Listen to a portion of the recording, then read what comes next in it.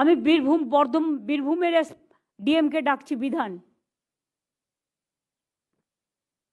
Good afternoon madam. Madam নমস্কার madam. তোমার ওখানে যে গতিতে কাজ তুমি শুরু করেছিলে, রাইট ম্যাম। হঠাৎ এমন কি হলো যে বালি সবচেয়ে বেশি পাচার ওখানে হচ্ছে? এমনকি দেউচা পাঁচমিতেও কেউ কেউ কি করছে তোমাকে আর বলছি না, তুমি জানো, আমিও জানি, সিএমও জানে সবটা, এই সিএসও জানে সবটা। কার ইঙ্গিতে, কার অর্ডারে এসব হচ্ছে? বীরভূম নিয়ে আমরা আগে যতটা খুশি ছিলাম, এখন কিন্তু আমরা ততটা খুশি নই।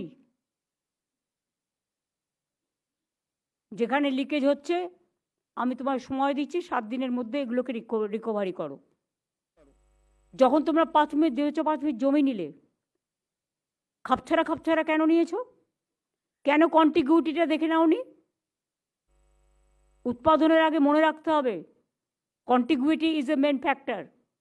আর ওখানে যেন যারা বঞ্চিত হয়েছে বিকজ একটা গ্রাম থেকে নিয়েছো, একটা গ্রাম থেকে নাওনি, বাদ পড়েছে, তারা ভাবছে তাহলে আমরা পাবো না। কন্টিগুইটি মেনটেন করো, এবং যে কমিটি তোমাদের প্রথম থেকে হেল্প করতো তাদের নিয়ে সিএস যে ভাবে বলবে সেইভাবে কাজটা করো। এটা কোনো নেতার কথায় কাজ হবে না, আমার কথাতেও হবে না। গভর্নমেন্ট রেভিনিউ কেউ নিয়ে চলে যাবে, আর তোমরা আঙুল গুটিয়ে বসে থাকবে, এটা আমি কিন্তু টলারেট করব না। বীরভূমে কিন্তু আমাদের নেতাদের কথা এটা হচ্ছে না। সরি, আমি বলতে বাধ্য হচ্ছি, ওখান থেকে সমস্ত বিজেপি ফান্ডে টাকা যাচ্ছে।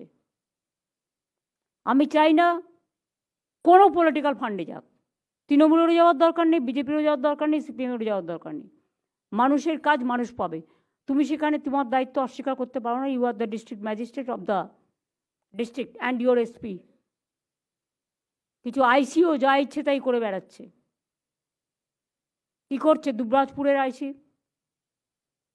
সিউড়ির আইসি, মোহাম্মদ বাজারের আইসি? তোমরা কি ভাবো যে আমার নলেজে কিছু নেই? আমি এখান থেকে বসে সব খবর রাখি। কাজে আমার হাত থেকে মানুষের জন্য কাজ না করলে আমি কিন্তু তাকে রেয়াত করি না। ভালো করে দেখে নাও, আমি তোমার 7 দিন টাইম দিলাম। কালকে মনোজ সিএসকে পাঠাচ্ছি আমি।